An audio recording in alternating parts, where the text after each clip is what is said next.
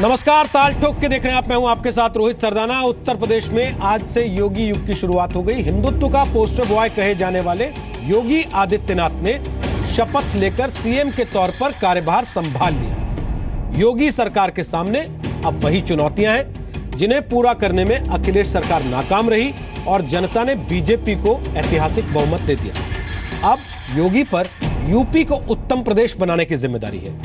BJP ने भी योगी को मुख्यमंत्री बनाकर साफ कर दिया है कि उसे काम भी चाहिए और राम भी। योगी आदित्यनाथ को यूपी में अखिलेश यादव से विरासत में बहुत सारी चुनौतियां मिली हैं। महिलाओं के खिलाफ अपराध और हत्याओं के मामले में यूपी देश में नंबर 1 है। यूपी की कृषि विकास दर देश के बीमारू राज्यों से भी कम है। यूपी में बिजली ऐसी समस्या है जिससे तंग आकर लोगों ने बीजेपी को वोट दे दिया और यूपी में औद्योगिक विकास दर खस्ता हाल में है। शिक्षा और रोजगार के स्तर पर यूपी पिछड़ा है और बीते 10 साल में करीब 3,500 बार उत्तर प्रदेश में सांप्रदायिक दंगे हुए हैं। तो योगी सरकार यूपी में विकास को कितनी रफ्तार दे पाएगी और क्या विकास के लिए योगी वैसे ही कड़े फैसले ले पाएंगे जिसके लिए वो जाने जाते हैं? ताल ठोक के आज बात करेंगे कि योगी को मुख्यमंत्री बनाने के पीछे बीजेपी की क्या रणनीति है और बीजेपी को विकास के लिए सिर्फ योगी का ही चेहरा भरोसेमंद क्यों लगा। क्या यूपी में विकास के मोदी मॉडल को योगी अपनाएंगे और क्या बीजेपी को 2019 के लिए काम के साथ साथ राम भी चाहिए? भारत माता की, भारत माता की, वंदे वंदे वंदे, भारत माता की।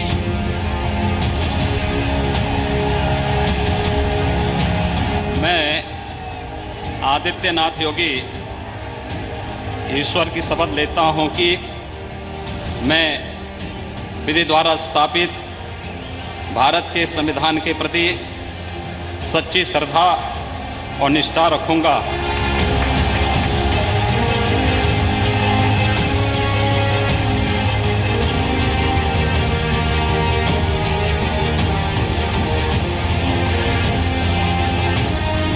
देखिए, योगी कोई चेहरा नहीं है। मैं एक कार्यकर्ता के तहत एक मिशन के साथ राष्ट्रवाद और विकास की मुहिम के साथ जुड़ा हूं। हिंदुत्व और विकास की इस मुहिम को आगे बढ़ा रहा हूं। 21वीं सदी की 2 सबसे अच्छी खबरें, माननीय मोदी जी का भारत का प्रधानमंत्री होना और मेरे छोटे भाई योगी जी का उत्तर प्रदेश का मुख्यमंत्री होना।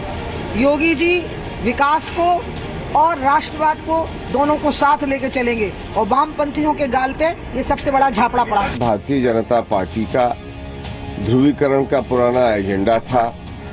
नाम ये सबका साथ सबका विकास का लेते थे, पर असली इनके मन के अंदर जो एक बात थी उसको उन्होंने उजागर किया है। लव जिहाद और घर वापसी की बात करने वाले लोग अब एकदम खुलेआम पर पूरे प्रदेश में और देश में सामने खड़े हैं। योगी जी का जो ट्रैक रिकॉर्ड है, पुराना रिकॉर्ड है, वो तो इससे साफ जाहिर होता है कि भारतीय जनता पार्टी उत्तर प्रदेश में विकास के एजेंडे से ज़्यादा अपने पॉलिटिकल एजेंडे पर काम करेगी और उसी तरह की माहौल बनाने की कोशिश करेगी जिस तरह का माहौल बना करके उन्होंने उत्तर प्रदेश को जीतने का काम किया है। योगी जी योग्य नहीं है मुख्यमंत्री पद के लिए, ये बीजेपी के लोगों को जानना चाहिए। नई सोच के युवाओं को आकर्षित करने के बजाय टकराव पैदा करने वाले व्यक्ति को उत्तर प्रदेश का मुख्यमंत्री बना दिया। हम उत्तर प्रदेश वासी दुखी हैं। पहला सवाल, क्या यूपी में अब योगी लाएंगे राम राज? दूसरा सवाल, हिंदुत्व का पोस्टर बॉय बनेगा विकास का नया रोल मॉडल? तीसरा सवाल, यूपी में विकास के मोदी मॉडल को अपनाएंगे योगी? चौथा सवाल, तुष्टीकरण की राजनीति को फेल करेगा मोदी का योगी कार्ड?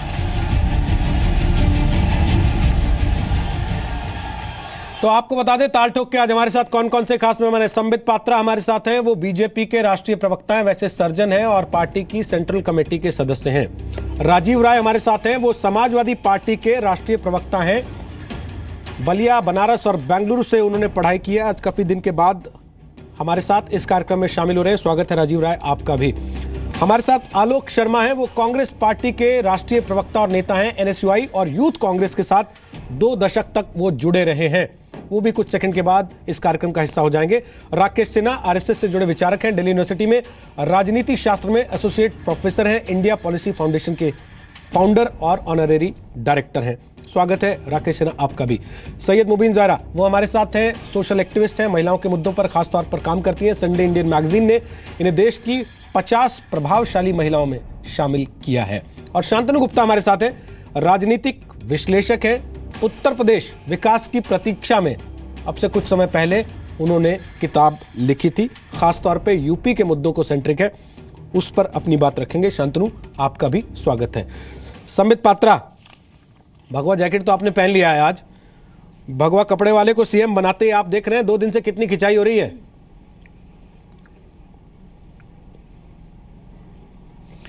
रोहित जी, पहले तो मैं आपके चैनल के माध्यम से योगी आदित्यनाथ जी को, दिनेश जी को, केशव मौर्य जी को और उनकी पूरी टीम को बहुत बहुत बधाई दूंगा।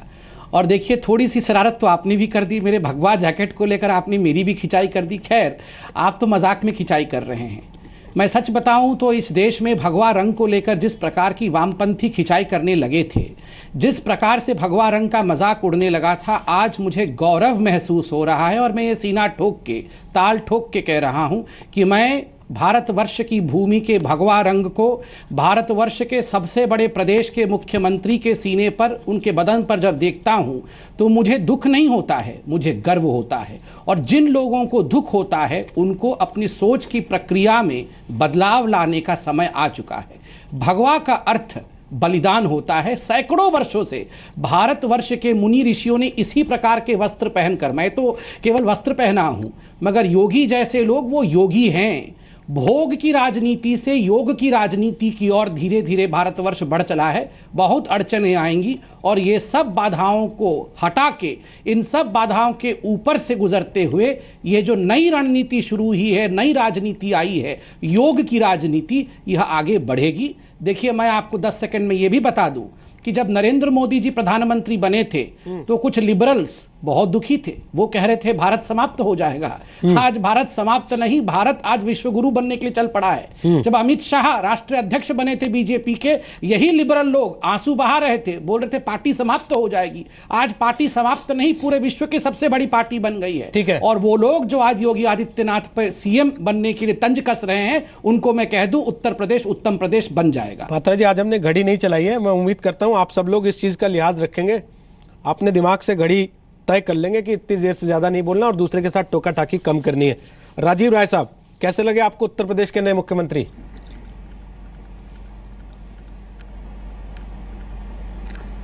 रोहित जी, संबित पात्रा जी को भी मैं बधाई देना चाहता हूं और आपके माध्यम से माननीय मुख्यमंत्री, उनके कैबिनेट के सारे सदस्य और भारतीय जनता पार्टी के साथियों को शुभकामनाएं देना चाहता हूं। कैसे लगे ये आज बताना मुश्किल है। हम ये चाहेंगे 11 तारीख को 5 बजे जो माननीय अखिलेश यादव जी ने अपनी आखिरी प्रेस कॉन्फ्रेंस में बात कही थी कि उत्तर प्रदेश को शायद और विकास की जरूरत है। हम ये उम्मीद करेंगे कि पिछला इतिहास की बातें हम न करें, क्योंकि हमारे संस्कार में नहीं है कि कोई व्यक्ति अभी कार्य शुरू नहीं किया और हम पहले से प्रीजुडिस होकर उस पर कमेंट करना शुरू करें। मैं और चैनलों पर था, मुझे अहंकार की भाषा सुनाई दी। उम्मीद करता हूं कि सत्ता जो माननीय प्रधानमंत्री जी ने कहा विनम्रता लाएगी और जिस मुद्दे के लिए भारतीय जनता पार्टी को सरकार में सौंपा गया है, योगी जी पुराने उनके बारे में मैं कुछ कहूं आपके चैनल पर या पैनल के सदस्यों को कहूं, कोई वो पर्दे के पीछे नहीं है, सब यूट्यूब पर और जगह जगह मौजूद है। लेकिन अभी मैं प्रार्थना करता हूं, कामना करता हूं कि आज उत्तर प्रदेश के मुख्यमंत्री के कुर्सी पर बैठे हैं हिंदुओं के मुख्यमंत्री नहीं, पूरे उत्तर प्रदेश के मुख्यमंत्री हैं। और मैं विश्वास दिलाता हूं संबित पात्रा साहब को कि विकास के मुद्दे को लेकर अगर आगे चलेंगे तो हम सिर्फ विरोध के लिए विरोध नहीं करेंगे, रचनात्मक और निर्माण के कार्यों में सशक्त विपक्ष की भूमिका निभाते हुए सहयोग करेंगे। जहां जनता की समस्याएं आएंगी, विपक्ष के रूप में वहां खड़े होने का भी काम करेंगे। अभी आज मैं जजमेंट पास कर दूं उनके होने से, तो सिर्फ विरोध के लिए विरोध होगा। उम्मीद करता हूं कि उन सपनों को पूरा करेंगे जो उन्होंने लोगों को दिखाया है। राजीव जी, बड़ा मैच्योर आपने वक्तव्य दिया है अभी, और बड़ा अच्छा लगा क्योंकि आपकी सहयोगी कांग्रेस पार्टी के नेताओं ने तो कल से ये तय कर दिया कि इसको सीएम बनाने से योगी आदित्यनाथ को यह पता लग गया कि विकास इनके एजेंडे में कहीं नहीं है और क्या चलाना चाहते हैं उसका अंदाजा मिल रहा है। अखिलेश यादव जी ने और मुलायम सिंह यादव जी ने जिस परिपक्वता का परिचय दिया है आज मंच पर मौजूद रह के, हमें लगता है आपके वक्तव्य के बाद ये हमें मानना चाहिए कि उत्तर प्रदेश की विधानसभा में भी वो परिपक्वता दिखाई देगी। लेकिन राकेश सिन्हा उन लोगों का क्या करेंगे? लालू प्रसाद यादव के बेटे का वक्तव्य आपने सुना, जेडीयू के नेता केसी त्यागी साहब का वक्तव्य आपने सुना, मीम अफजल कांग्रेस के वरिष्ठ नेता उत्तर प्रदेश में लंबे समय काम कर रहे थे चुनाव के पहले, उनका वक्तव्य आपने सुना। राजीव राय कह रहे हैं जब काम नहीं किया उससे पहले हम राय कैसे दे दें किसी के काम पर? वहां तो पहले ही तैयारी है कि भाई ये तो काम कर ही नहीं पाएगा। ऑब्जर्वेशन दिया कि राजीव राय जी ने बहुत परिपक्व बात कही, लेकिन जब लालू यादव जी के दोनों पुत्र या उनका कोई एक पुत्र इस तरह का बयान देता है जिनकी योग्यता तो भारतीय राजनीति की ही नहीं है और जो बिहार की राजनीति में आज नीतीश कुमार के सरदर्द बने हुए हैं, कम से कम उनको शोभा नहीं देती है। और मैं ये बात त्यागी जी से भी अपेक्षा नहीं रखता। तो देखिए, मैं दो बातें कहना चाहता हूँ। रोहित जी, मैं एक घटना बताता हूँ। उत्तर प्रदेश में आचार्य नरेंद्र देव जी ने प्रजा सोशलिस्ट पार्टी की स्थापना की, उनकी तबीयत खराब हो गई और प्रजा सोशलिस्ट पार्टी का पूरा पार्टी का मैनिफेस्टो तैयार होना था। उन्होंने कहा जाओ संपूर्णानंद जी से लिखवा लो। संपूर्णानंद जी कांग्रेस के नेता, उत्तर प्रदेश के मुख्यमंत्री थे, प्रजा सोशलिस्ट पार्टी उनकी विरोधी थे। उन्होंने वो प्रस्तावना लिखी और ये आचार्य नरेंद्र देव ने कहा इसे एज इट इज पब्लिश करा दो। देखिए, यह जो भारतीय राजनीति की सकारात्मक रचनात्मक परंपरा थी जो 50-60 के दशकों में थी, उसको पुनर्जीवित करने की जरूरत है। संपूर्णानंद जी दीनदयाल उपाध्याय जी के पॉलिटिकल डायरी, जनसंघ के नेता के पॉलिटिकल डायरी की प्रस्तावना लिखते हैं। तो यह परंपरा जो मर रही है और इसका कारण है कुछ ऐसे राजनीतिक पैदा लिए हैं जिनकी जीविका रोहित जी पहचान की राजनीति पर है। लालू जी भ्रष्टाचार को भी पहचान की राजनीति से ढक देते हैं, वंशवाद को पहचान की राजनीति से ढक देते हैं। पूरे राष्ट्रीय जनता दल में राज्यसभा के सीट और उप मुख्यमंत्री का सीट, मंत्री का सीट बेटी और बेटों में बांट देने वाला व्यक्ति सामाजिक न्याय की बात करता है। वो योगी आदित्यनाथ पर सवाल खड़ा करता है। भगवा कलर, अरे भगवा कलर की बात करते हैं। भारतीय सभ्यता की ये सबसे पुरातन रंग है जिस रंग के देखते ही मन में करुणा, संवेदना और त्याग की भावना उत्पन्न होती है। सर्व समावेशी यदि कोई रंग है तो भगवा है। मैं रंगों को बांटना नहीं चाहता हूं। एक बात और छोटी सी बात कहना चाहता हूं। भारतीय संसद में सुलेमान सेठ हुआ करते थे जिनकी मृत्यु हो गई। सुलेमान सेठ के भाषणों को देखिए, लेकिन तब भी अनटचेबिलिटी नहीं हुई। सुलेमान सेठ ने जिस तरह से संसद के भीतर भाषण दिए, जिस तरह की विभाजनकारी बातें की, भारतीय राजनीति की ये एक सुपाच्य राजनीति रही है। उसको तो आप ये कह रहे हैं योगी जब ऐसे भाषण नहीं देंगे? जोगी जी के यूट्यूब के भाषण का बताता हूं। जोगी जी ने किसी समुदाय को चुनौती नहीं दी। जोगी जी ने उस समुदाय के फ्रिंज एलिमेंट्स को, और आज भी मैं कहता हूं कि जो लव जिहाद करते हैं वो समाज को बांटते हैं। सर, आपको पता है इस वक्त क्या चर्चा चल रही है? मुबीन जहरा, मैं आपसे इस पे कमेंट लेता हूं। वो कह रहे हैं किसी समुदाय को चुनौती नहीं दी। लोग लिख रहे हैं उत्तर प्रदेश में अब धारा 786 हट गई, धारा 108 लग गई। तो आप समझते हैं कि बहुत हद तक जो परसेप्शन है वो इन चीज़ों से भी बिल्ड होता है? नहीं, बिल्कुल। और मुझे लगता है कि इन परसेप्शन को चेक करना ही जो है गुड एडमिनिस्ट्रेशन के लिए बहुत बड़ा चैलेंज होगा। और हमने बात की थी रोहित जी कि मुस्लिम समुदाय का रिप्रेजेंटेशन कौन कर रहा है, तो कहीं ना कहीं ये उन रिप्रेजेंटेशन की भी गलतियां हैं कि उन्होंने मुस्लिम समुदाय को बस केवल एक वोट बैंक की तरह यूज़ किया, उनके लिए कोई सोशल सिक्योरिटी नहीं दी। तो अगर ये जो ड्रॉबैक्स हैं, जितने समाज के साथ ड्रॉबैक्स, हमने पहले भी इसको डिस्कस किया है, तो कहीं ना कहीं ये उस लीडरशिप की ही देन है जिन्होंने मुसलमानों को केवल वोट बैंक के तौर पे यूज़ किया। और मुझे लगता है जो अब शिफ्ट आया है पॉलिटिकल सिनेरियो में, वो उसमें इस डिफरेंसेस को डाइल्यूट करके अच्छे काम करना और उनको एक जनरल एम्पावरमेंट देना, नौकरी। आपने अभी क्लिप चलाई थी थोड़ी देर पहले कि वहाँ के जो युवा थे वो कह रहे थे हमें नौकरी चाहिए, हमें सड़क चाहिए। और महिलाओं के लिए जहां महिलाओं के रिलेटेड क्राइम सबसे अव्वल नंबर पे है, महिलाओं को सुरक्षा चाहिए। ठीक बात है, तो बहुत जरूरी है ये सारी चीजें। लेकिन आजम खान कह रहे थे राजीव राय बीजेपी के जीतने के बाद के मुसलमानों का दिल डरा हुआ है। अब तो उनके मुताबिक पूरी तरह से बैठ ही गया होगा दिल योगी आदित्यनाथ के सीएम बनने के बाद। और क्या वो तमाम मुसलमानों को रिप्रेजेंट करते हैं? और समाजवादी पार्टी उनकी राय से इत्तेफाक रखती है क्या?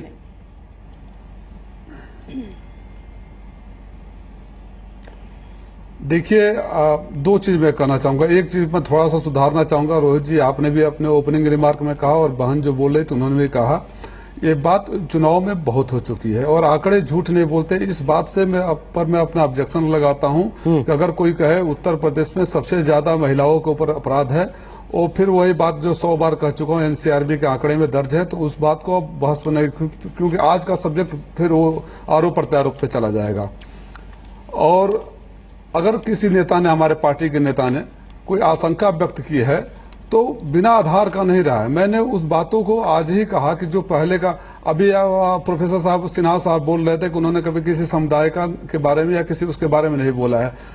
उनका एक बयान YouTube पर है, आप देख लीजिए कि अगर हमारे किसी एक को, मैं ये नहीं कर रहा हूँ कोई एक को मारे तो सही है, मैं क्लेरिफाई कर दूं, अगर कोई हमारे एक को मारेगा तो हम FIR नहीं दर्ज करवाएंगे, हम 10 लोगों को मारेंगे, कत्ल करेंगे।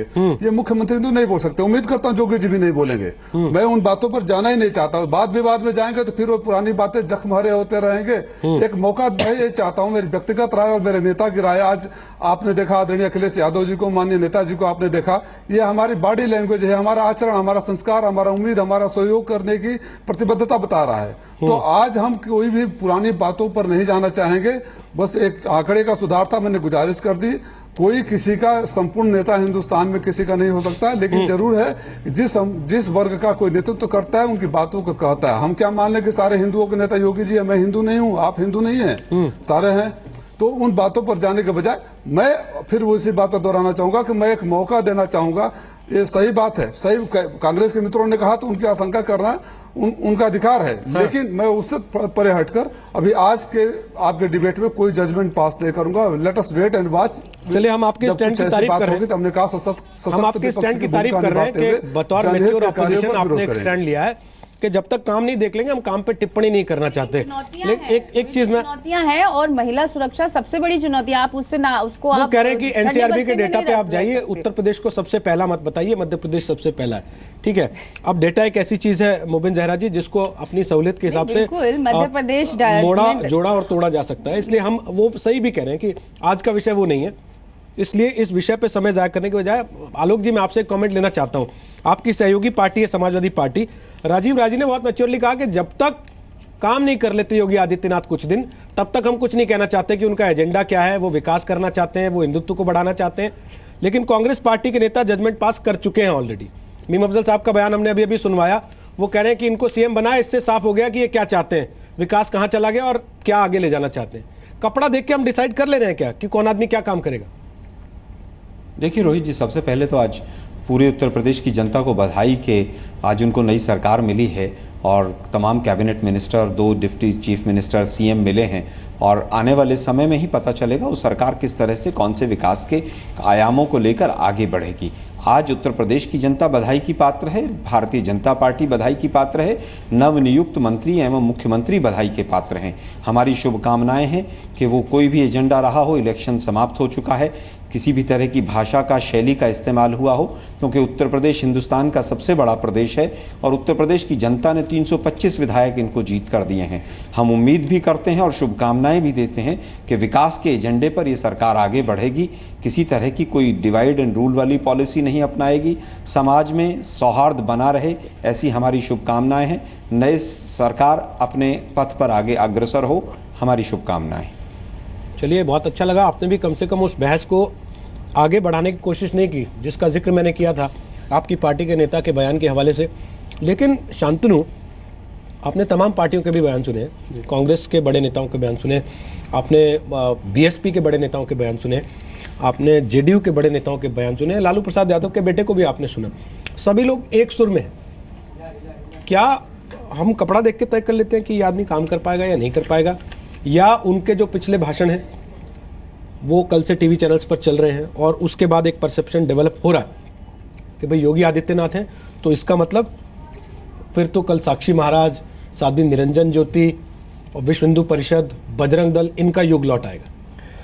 देखिए, जैसे राकेश जी ने भी कहा कि हम एक रंग पे ना जाएं और जाएं भी तो बड़े सौहार्द का रंग है। कांग्रेस और सपा के प्रवक्ता ने कहा कि हमें उनके बारे में पता नहीं है, जब वो काम करेंगे तो देखेंगे। लेकिन पहले देखना है कि अभी हमें क्या क्या पता है योगी के बारे में। योगी जी एक युवा हैं, आप सोशल मीडिया में देखें तो उनकी खुद की प्रेजेंस है। फेसबुक में 4-5 लाख लोग हैं उनके साथ, ट्विटर में 1-1.5 लाख लोग हैं उनके साथ, अगर उनके लिए जो कैंपेन चले हैं वो भी बहुत पॉपुलर है, पॉपुलर नेता है, 5 बार से संसद में चुनाव जीत के आए हैं, बड़े मत से चुनाव जीत के आए हैं। उनके एरिया में कम से कम 70 से 100 सीट पर उनका प्रभाव है। भाषण जो चल रहे हैं उनके, कुछ एक तरह के भाषण जो चुनाव में दिए गए वो चल रहे हैं। वो एक सांसद है, अगर आप सांसद की तरह देखें तो उनकी एज ए पार्लियामेंटेरियन उनकी एक सांसद की तरह क्या उनका रोल रहा है। 80 से 85% उनकी अटेंडेंस रही है। यही अगर राहुल गांधी से कंपेयर करें तो 40-45 अटेंडेंस रही है। जो नेशनल एवरेज है 45 डिबेट्स का, उनका 56 है नेशनल एवरेज डिबेट का। और वो डिबेट में देखेंगे 95-99% वो विकास के मुद्दे हैं, वो कोई धर्म जाति की बात नहीं कर रहे हैं। क्वेश्चन का एवरेज है, पार्लियामेंट्री क्वेश्चंस का एवरेज साल का 180। योगी जी का 284 है इस साल का, जो उन्होंने पार्लियामेंट में क्वेश्चन पूछे हैं। और ये यूपीए की सरकार में भी उन्होंने क्वेश्चन पूछे, तो ऐसा नहीं कि अपनी सरकार में, दोनों सरकारों में उन्होंने क्वेश्चन पूछे हैं। प्राइवेट मेंबर बिल जो बहुत रेयर हो गया आजकल, जिसकी नेशनल एवरेज 1.5 है, इनके 3 है।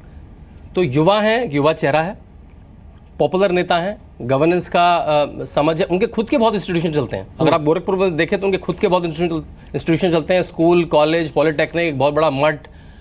तो एक अच्छे एडमिनिस्ट्रेटर हैं, जितना हमें जानकारी है, एक अच्छे सांसद हैं, युवा चेहरा है। तो उस नज़र से हम योगी को आपने ट्विटर का जिक्र किया, उनका पहला ट्वीट आया बतौर सीएम उत्तर प्रदेश के। उन्होंने लिखा है कि रोजगार एवं स्वरोजगार के लाइन हट गई है, मैं दोबारा पढ़ देता हूँ। उत्तर प्रदेश की जनता की आशाओं को विकास की वास्तविकताओं में परिवर्तित करने हेतु कटिबद्ध है उत्तर प्रदेश सरकार। युवाओं के सपनों को साकार करने के लिए रोजगार और स्वरोजगार के अवसर सृजित करने हेतु दृढ़ संकल्पित है यूपी सरकार। कुछ डेटा आपने अच्छा दिया है शांतनु, और सुबह से आप तीसरे आदमी हैं, संबित पात्रा, शांतनु तीसरे ऐसे आदमी हैं जो युवा नेता कह रहे हैं योगी आदित्यनाथ को। वरना इससे पहले तो राजनीति में युवा की डेफिनेशन में ही हम कंफ्यूज थे कि कौन युवा होता है, कौन नहीं होता। इस सब के बाद जो सवाल मैंने शांतनु से पूछा था वो एक्चुअली मुझे आपसे पूछना चाहिए था। क्या हम ये मान लें कि योगी आदित्यनाथ के साथ साक्षी महाराज के, साध्वी निरंजन ज्योति के, बजरंग दल के, विश्व हिंदू परिषद के, उन गौरक्षकों के जिनको गुंडा तक कह दिया प्रधानमंत्री जी ने खुद, दिन फिर गए उत्तर प्रदेश में? कम से कम अच्छे दिन आ गए उनके। देखिए, यहाँ अब कन्फ्यूजन की स्थिति हो रही है। केवल इन्होंने भगवा वस्त्र धारण किया हुआ है, इसलिए ये कहना कि जो भगवा वस्त्र धारण किया हुआ है वो अब मुख्यमंत्री की दौड़ में कहीं ना कहीं आ जाएंगे या मंत्री बनने के दौड़ में आ जाएंगे, तो मैं कहूँगा अभी हमसे पूर्व जो प्रवक्ता बोल रहे थे सही बोल रहे थे। उन्होंने बहुत सारे ऐसे बिंदु गिनाए जो कि विलक्षण थे। जिस प्रकार से उन्होंने प्राइवेट मेंबर की बिल की बात की, पार्लियामेंट में अटेंडेंस की बात की, ये इतने वर्षों से 1998 से 2014 तक का सफ़र रहा है, एक बहुत बड़ा सफ़र रहा है। और इस सफ़र से जो निचोड़ निकला है उसका आज रिजल्ट यह है कि योगी जी आज उत्तर प्रदेश के चीफ मिनिस्टर बने हैं। और जहाँ तक भाषणों की बात है, देखिए मैंने योगी जी के सभी भाषणों को सुना है। मैं एक बात आपको स्पष्ट बताऊं, अभी कुछ आंकड़ों को लेकर यहाँ झड़प भी हो रही थी कि क्या सबसे ज़्यादा बलात्कार, रेप इत्यादि उत्तर प्रदेश में ही होता है। मैं समझता हूं कि राजीव राय जी ने जो कहा ठीक है, वो उनका मामला है, वो कहेंगे। मगर 3 बड़े मुद्दे थे उत्तर प्रदेश में जिसको लेकर ये चुनाव लड़ा गया। पहला बड़ा मुद्दा था कि बहुत वर्षों से उत्तर प्रदेश इतना बड़ा राज्य होते हुए भी विकास से वंचित था, योगी जी को इस डायरेक्शन में काम करना पड़ेगा। दूसरा बड़ा मुद्दा था कानून व्यवस्था और पुलिस की अकर्मण्यता। मुझे क्षमा करिएगा, हमने जो 325 सीट जीती है उसमें एक बड़ा कारण यह भी था कि पुलिस स्टेशन दफ्तर बन गए थे और न्याय नहीं मिल रहा था। तीसरा बड़ा कारण था तुष्टीकरण की राजनीति। क्षमा कर लीजिएगा रोहित जी, आप एक बड़े एंकर हो सकते हैं, मैं एक बड़ा डॉक्टर हो सकता हूं, मगर उसके बावजूद भी मेरे दफ्तर में अगर तुष्टीकरण होगा तो मुझे प्रसन्नता नहीं मिलेगी। मैं चाहूँगा कि मैं ऐसे सरकार को लाऊं जो तुष्टीकरण ना करे। इसलिए नौकरी तो नंबर 1 पे है, मगर जो लोग नौकरी पाए हुए भी हैं अगर उनको आप तुष्टीकरण करेंगे, उनको अपीजमेंट की राजनीति में ढकेलेंगे तो वह भी सरकार बदलती है। इसलिए वेदना की आवाज़, ये जो बार बार कहा जाता था कि हम रोमियो स्क्वाड लाएंगे तो लेफ्ट लिबरल हम पे हंसते थे, कहते थे ये रोमियो स्क्वाड क्या होगा। लाएंगे कि नहीं ये तो बताइए। लड़कियों से जाके पूछिए जिनको कॉलेज के बाहर, बिल्कुल आप इंतजार करिए, अभी आपने खुद कहा कैबिनेट की बैठक होगी, कुछ घोषणाएं होंगी। आप जो हमने घोषणा पत्र में कहा है अक्षरशः वो सब होगा। उन लड़कियों की वेदना को आप देखिए जो उत्तर प्रदेश की कॉलेज के बाहर निकलने से डरती है, घर से कॉलेज तक। और जी न्यूज़ को मैं आभारी करता हूं कि जी न्यूज़ ने ऐसे कई गांव की कहानी दिखाई है और हमने डिबेट भी किया है कि कुछ समुदाय के लोग अपने स्कूल तक नहीं जा पाते हैं क्योंकि दूसरे समुदाय के लोग उनको छेड़ते हैं। और सांसद होने के नाते, विधायक होने के नाते बताइए आप, वो नेता सच कहे या झूठ कहे केवल हमको सेकुलर दिखना है। सर, हमने तो कैराना भी दिखाया था, आपके अपने सांसद पलट गए थे। लोगों की वेदनाओं को रखा था। हम तो कैराना भी गए थे, आपके अपने सांसद पलट गए थे, उसका नतीजा भुगता। उनकी बेटी जो चुनाव लड़ रही थी उसने। वो कोई भी पलट, मैं देखिए, मैं सही कह रहे हैं आप, मगर कैराना ने जो आपने दिखाया था, राष्ट्रीय अध्यक्ष से लेकर तमाम नेता जो उत्तर प्रदेश के थे वो उस पर अडिग थे। नेशनल ह्यूमन राइट कमीशन के तथ्यों के साथ हम खड़े थे। उसका नतीजा आज रहा कि लोगों ने साथ दिया कि हाँ, पलायन हो रहा था। राजीव जी, आपकी बात पे जवाब देना चाहते हैं?